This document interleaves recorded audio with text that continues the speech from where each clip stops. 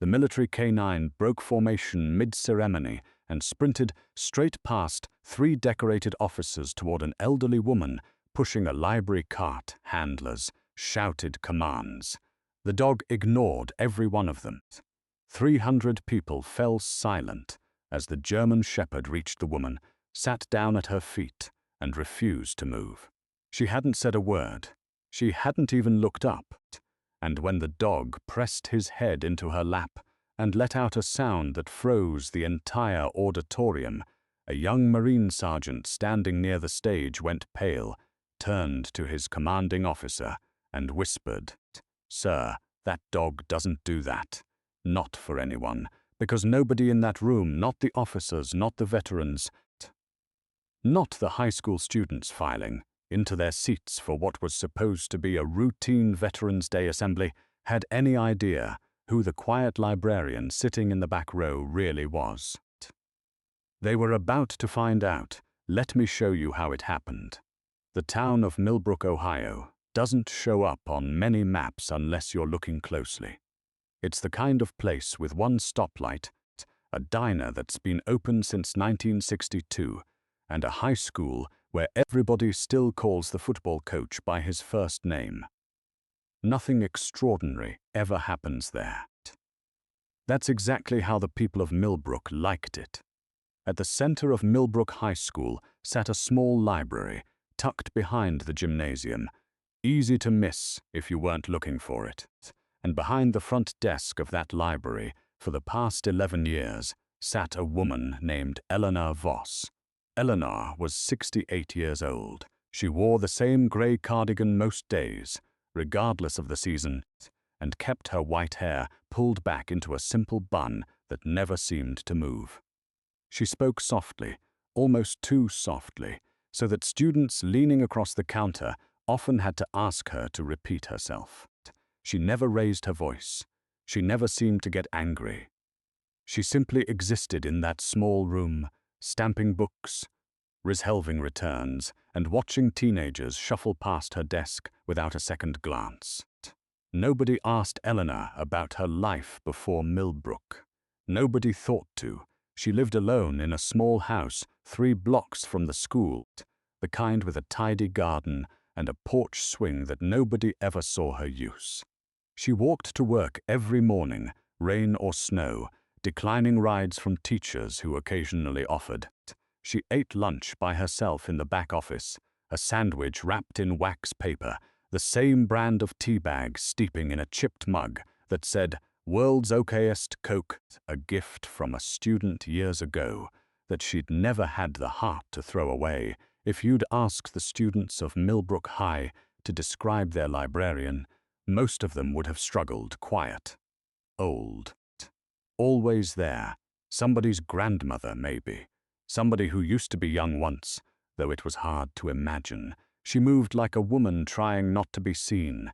She kept her sleeves long, even in August. She flinched, just slightly, whenever a door slammed too hard down the hallway, though she always recovered so quickly that almost nobody noticed. Almost there was one teacher, a young history instructor named Daniel Ruiz, who had noticed. He'd caught Eleanor's hand trembling once while she resolved a stack of encyclopedias, and he'd seen the way her eyes sometimes drifted toward the window during the morning announcements, somewhere far past the parking lot, somewhere far past Millbrook altogether. He never asked her about it. It wasn't his place. But he wondered Eleanor kept exactly one photograph on her desk, turned slightly away from the student's view. It showed a much younger woman in desert fatigues, standing beside a transport vehicle, her arm slung around the neck of a German shepherd whose tongue hung out in a wide, happy pant. Nobody had ever asked her about that photograph either.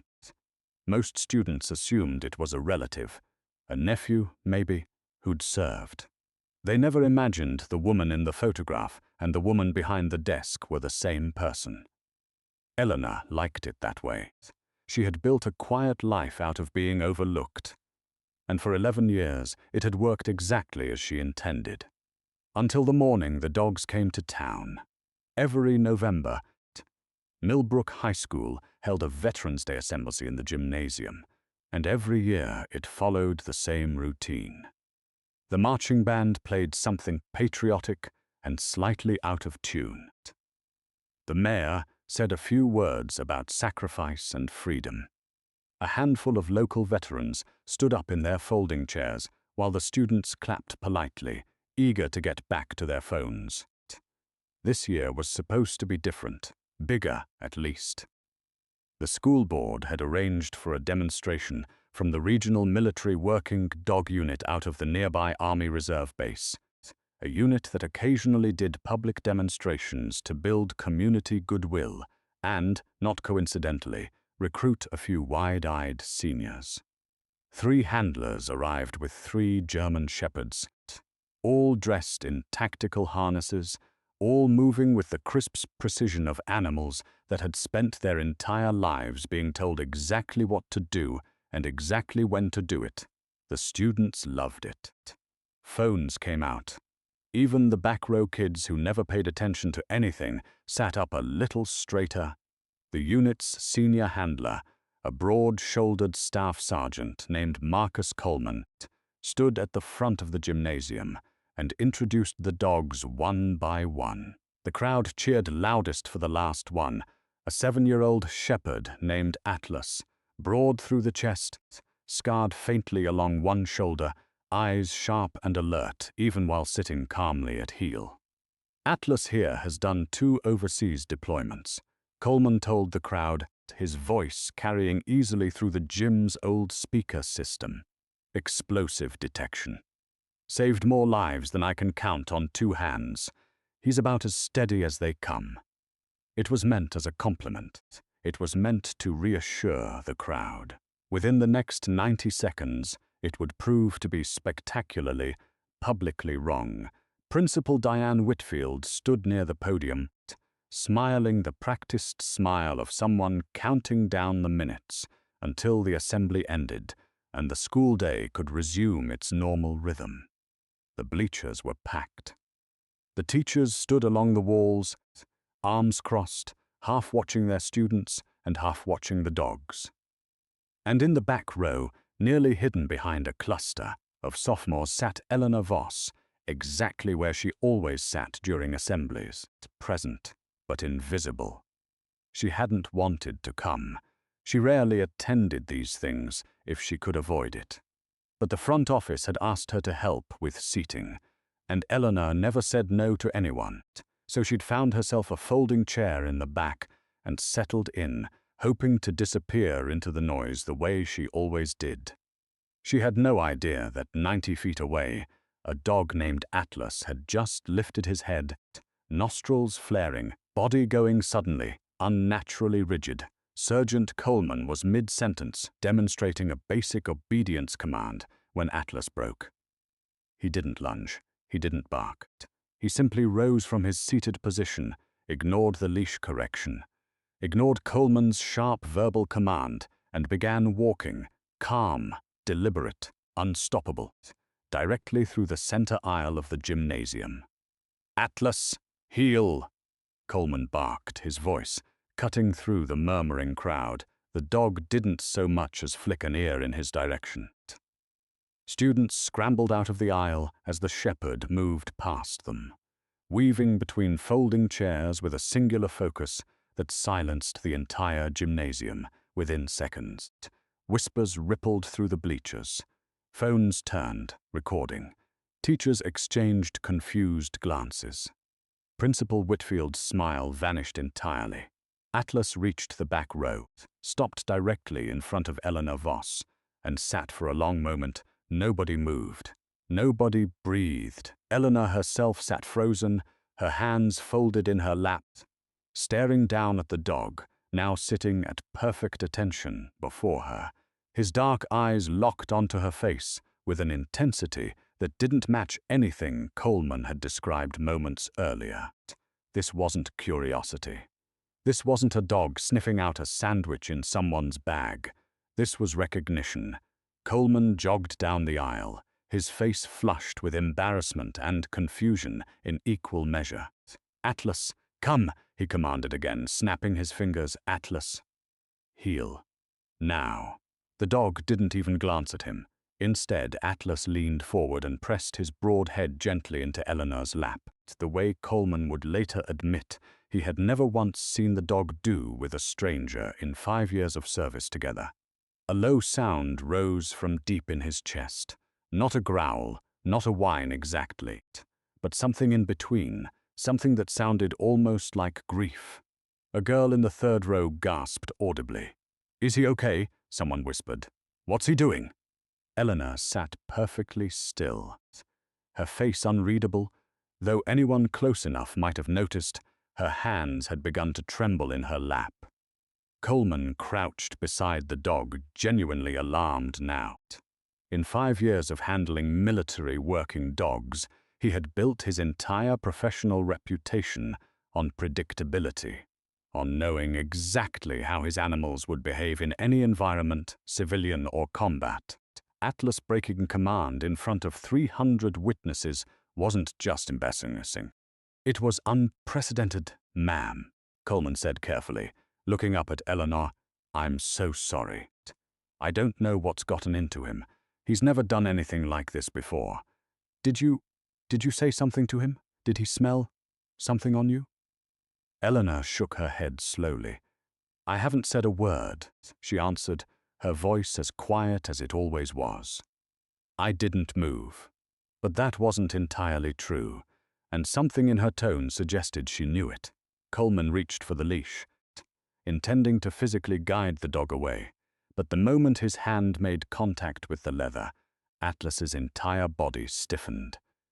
The low sound in his chest deepened into something closer to a growl, not aggressive, but protective, the unmistakable posture of an animal standing guard over something precious. "Whoa," Coleman murmured, pulling his hand back. Okay, big guy." The gymnasium had gone fully silent now, 300 students and a dozen adults watching a scene none of them understood. Principal Whitfield had made her way down from the stage, her heels clicking against the gym floor in the deafening quiet, and she stopped a few feet away, looking between the librarian, the dog, and the increasingly flustered sergeant. "Sergeant Coleman," she said carefully, "what exactly is happening here?" "Honestly, ma'am, I don't know," Coleman admitted. "Atlas is one of the steadiest dogs I've ever handled. He doesn't break formation. He doesn't break command. Something about—" He glanced at Eleanor, then back at the dog. "Something about her is triggering a response I've never seen before." A murmur of nervous laughter broke out somewhere in the bleachers. The kind that comes from teenagers uncomfortable with silence, but it died quickly when Eleanor finally lifted her hand, slow, hesitant, and let it rest on top of Atlas's head. The dog exhaled, long and shuddering, and closed his eyes. What do you think the dog recognized first? Was it a scent buried somewhere in the fabric of her cardigan? A sound in her voice she hadn't even realized she'd made? Or something deeper, something a dog can sense in a person's bones that no human in that gymnasium could have possibly picked up on? Let us know what you think before the truth comes out. Because what happened next changed the way everyone in that room would remember Eleanor Voss for the rest of their lives. Sergeant Coleman didn't have answers, and the longer he stood there, the more it bothered him. He was a methodical man, the kind who liked explanations, and a 7-year veteran working dog breaking protocol in front of a packed assembly was the sort of thing that ended up in incident reports. He needed to understand what had just happened before he could even think about writing it down. "Ma'am," he said again, gentler this time, "would you mind if I asked you a few questions? This isn't an accusation. I just need to understand what triggered this." Eleanor's eyes flicked briefly toward the crowd of students still watching, then back down to the dog, resting his head against her knee. "Don't think there's much to explain," she said. "Dogs are sensitive animals. Maybe he smells something on my sweater." I was at the grocery store earlier this week, near the meat counter. It was a reasonable explanation. It was also, Coleman suspected, not the truth. He'd been around enough working dogs to know the difference between curiosity and recognition. A dog investigating an unfamiliar smell sniffs, circles, moves on. A dog recognizing something, someone, locks in, stays. Atlas had locked in the moment he crossed the threshold of the gymnasium doors, before Eleanor had even fully come into view. That wasn't a scent picked up off a sweater. That was something else. "Mrs. Voss," Coleman said, reading the name off the laminated staff badge clipped to her cardigan. "Have you ever worked with military working dogs before? Training? Kennel work? Anything like that?" A long pause.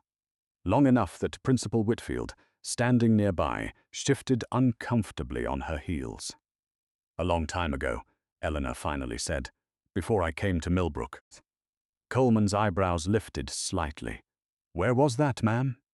Eleanor looked down at Atlas, who hadn't moved an inch, his eyes still half closed, his breathing slow and deliberate, as though he had finally, after some unknown stretch of waiting, found exactly where he was supposed to be. "It doesn't matter anymore," she said quietly. That was a different life. It would have ended there. Coleman would have written it off as an odd coincidence, filed his incident report, and loaded the dogs back into the transport van, if not for what happened next. A retired Army veteran named Walt Higgins, sitting in the folding chairs reserved for community guests, had been watching the entire scene unfold with narrowing eyes. Walt was 74, a Vietnam-era veteran who'd attended every Veterans Day assembly Millbrook High had held for the past 2 decades, mostly out of habit, mostly to feel useful for an hour a year. He'd been quiet the whole time, the way old soldiers often are in rooms full of noise. But something about the photograph clipped to the dog's harness, a small unit patch, faded but still legible, had caught his attention. The moment Atlas walked past him, Walt rose slowly from his chair, using his cane for support, and made his way down the aisle with the unhurried determination of a man who had decided something important and didn't intend to let it go. "Sergeant," Walt said, his voice carrying, despite its age-worn rasp, "Mind if an old man takes a look at that dog's gear?" Coleman, grateful for any distraction from the awkwardness of the moment, nodded. "Go ahead, sir." Walt crouched slowly, his knees protesting, and examined the unit insignia stitched into Atlas's harness, then glanced up at Eleanor with an expression that had shifted from curiosity to something far more serious. "This dog's unit," Walt said slowly, "this insignia. I know this patch. I had a nephew who served with a K9 unit using this exact symbol. Out of Kandahar, almost a decade back." He paused, studying Eleanor's face with the sharp attention of a man piecing together a puzzle he didn't yet fully understand. "Ma'am, forgive me for asking, but have we met before?" "You look awfully familiar to me." Eleanor's hand, still resting on Atlas's head, went very still. "I don't believe so," she said, but her voice had lost some of its careful evenness. Walt frowned, unconvinced. "There was a woman who served with that unit. A combat medic, if I remember the story right, saved 6 soldiers during an ambush near the border. My nephew talked about her for years afterward. Never could remember her name, though. Said she disappeared off the radar after she got out. Nobody ever heard from her again. The gymnasium, somehow, grew even quieter." "Mrs. Voss," Principal Whitfield said carefully, "is there something you'd like to share with us?" Eleanor looked down at Atlas, who lifted his head slightly to meet her eyes, as though even he understood that the moment of quiet had run out. The truth, when it finally surfaced, didn't come from a confession. It came from Atlas himself, Coleman. still searching for some logical explanation he could write into his report, had pulled out his service phone and begun scrolling through the unit's digital archive, old deployment records, photographs, training logs going back over a decade. It was a long shot, but something about Walt's story had nagged at him enough to check. It took him almost 4 minutes to find it. When he did, his hands actually shook. "Sir," he said, turning the screen toward his commanding officer, a quiet, serious-faced captain named Renata Oyelaran, who had come along to observe the demonstration. "You need to see this." The photograph on the screen showed a much younger woman in desert fatigues, kneeling beside a stretcher, her hands pressed against the chest of a wounded soldier, blood soaking through a field dressing she'd clearly just applied. Beside her, barely more than a puppy, sat a German shepherd with a faint scar already forming along one shoulder, a scar that, on the older dog now resting his head in Eleanor's lap, had simply grown with him over the years. The caption beneath the archived photo read, "Combat Medic E. Voss assists wounded handler during ambush recovery. K9 Atlas, 8 months, remains at side throughout extraction." Helmand Province, Captain Oyelaran stared at the screen, then slowly lifted her eyes toward the back row of the gymnasium, toward the quiet, grey-cardiganed woman who had spent the last 11 years stamping library books and eating sandwiches alone in a back office. "That's not possible," she murmured. Then, louder, to the room, "Does anyone here know this woman's full service record?" Nobody did. Nobody had ever asked. Walt Higgins, still standing nearby, leaned in to look at the photograph, and his weathered face went slack with disbelief. "That's her," he said softly. "That's the medic. That's the woman my nephew used to talk about." He said she pulled 3 men out of a burning vehicle after an IED hit their convoy. Said she did it under fire with nothing but a sidearm and that puppy refusing to leave her side the whole time. Captain Oyelaran approached Eleanor slowly, the photograph still glowing on the phone screen in her hand. "Ma'am," she said, her voice now carrying the formal weight of someone speaking to a fellow service member rather than a stranger. "Is this you?" Eleanor was quiet for a long moment. Atlas pressed his head deeper into her lap, as though offering whatever support a dog could offer in a moment like this. "Yes," Eleanor finally said. "That's me." A wave of stunned murmurs rolled through the bleachers. Students who had spent years walking past Eleanor's desk, without a second glance, now stared at her like they were seeing her for the first time. Teachers exchanged disbelieving looks. Principal Whitfield pressed a hand to her chest. "Mrs. Voss," Coleman said carefully, "Atlas was a puppy in that photograph. He's 7 years old now. That would mean he's the same dog." Eleanor finished quietly. "Yes. I trained him myself before he was reassigned, before I came home." The gymnasium needed a few minutes to absorb what had just happened, and in that pause, something quiet shifted in the room, the kind of stillness that comes when people realize they've been standing next to something extraordinary without ever noticing it.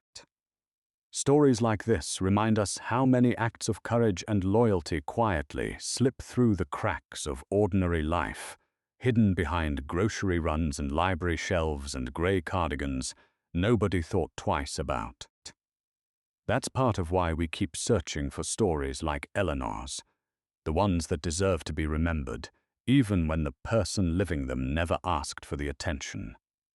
Captain Oyelaran knelt down slightly, addressing Eleanor with a level of respect that hadn't been in the room moments earlier. "Ma'am, can you tell us what happened? How you ended up training a working dog who's still active with our unit?" Eleanor took a breath, the kind that comes before a story someone has held inside for a very long time.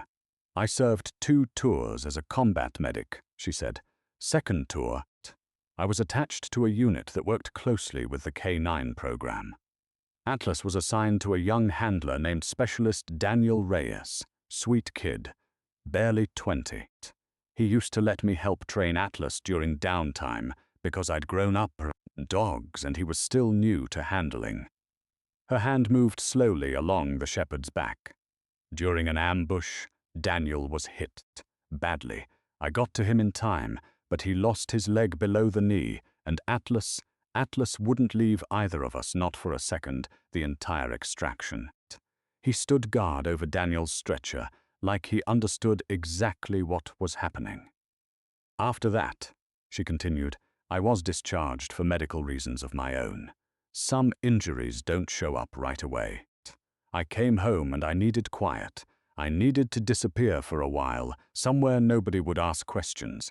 Millbrook seemed like as good a place as any. And the dog? Walt asked gently. How did he end up reassigned? Daniel couldn't keep working with him after his injury, Eleanor said. Atlas was young, strong, still had years of service left in him. They reassigned him to a new handler.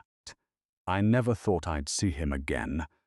I didn't even know he was still active until, her voice caught slightly, until he walked through that door today, and somehow, after 11 years, he still remembered me. Coleman looked down at his dog, the steady, disciplined animal who had broken every rule of training the moment he'd caught her scent. He never forgot you, Coleman said quietly. Dogs don't forget the people who shaped them. Whatever bond you built with him as a puppy, it never left. It was just waiting. By the time the assembly resumed, though resumed isn't quite the right word, because nothing about the rest of that hour felt routine, word had already begun spreading through the gymnasium in hushed whispers, then through the hallways, then, by lunchtime, through the entire town of Millbrook, the quiet librarian. The woman nobody asked about, a combat medic who had crawled through gunfire to save a young soldier's life, who had trained a puppy that grew into a decorated military working dog still serving a decade later, who had carried all of it silently behind a library desk for 11 years without a single person in that building knowing.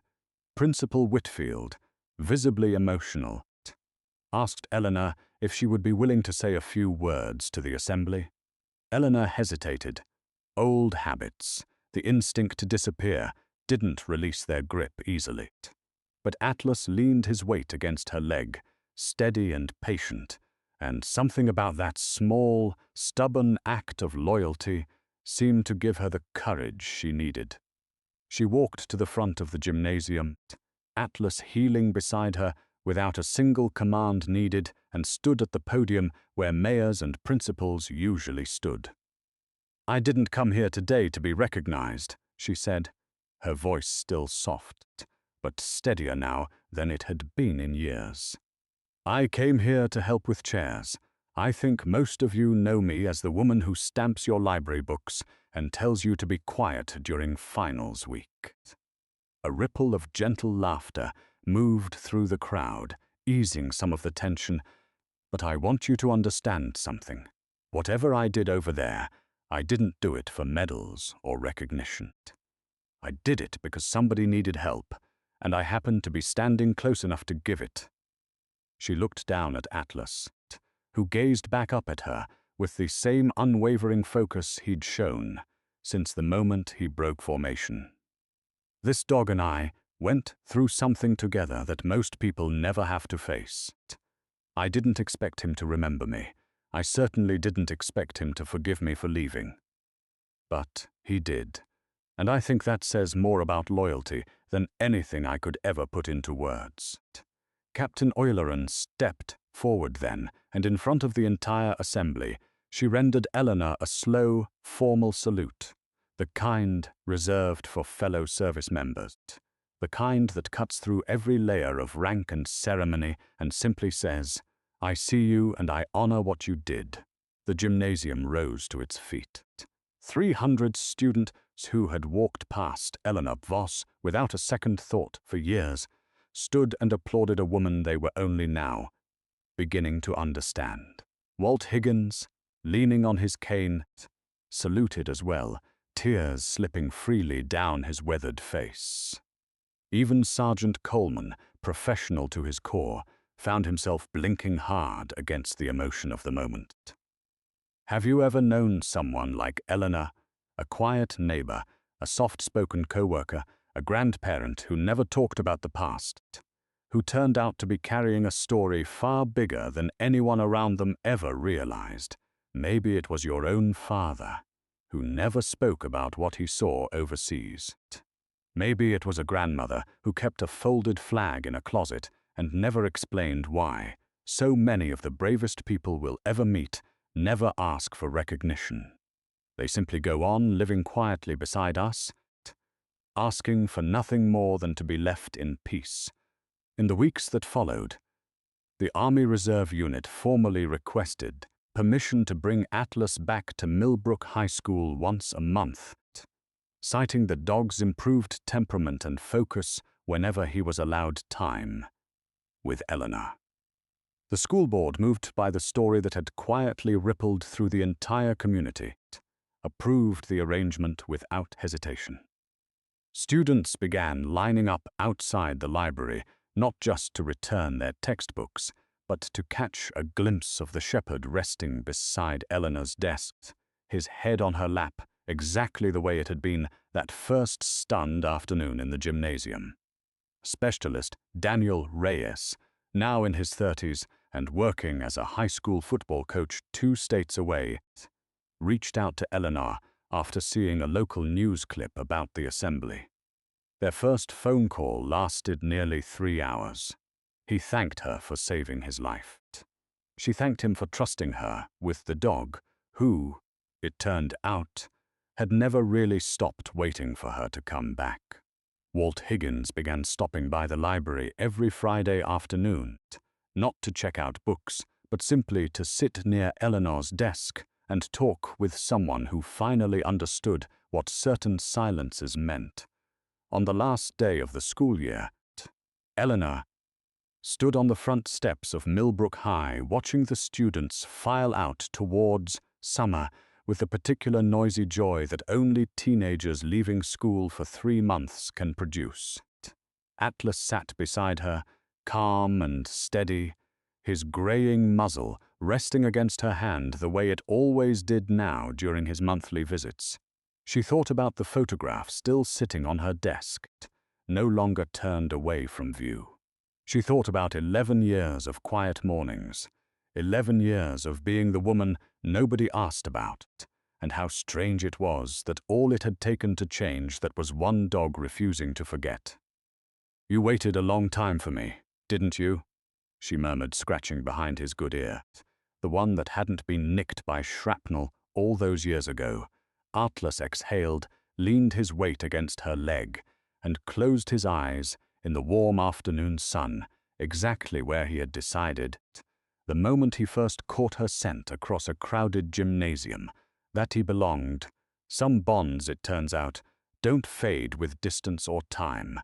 They simply wait, quietly, for the day they're needed again.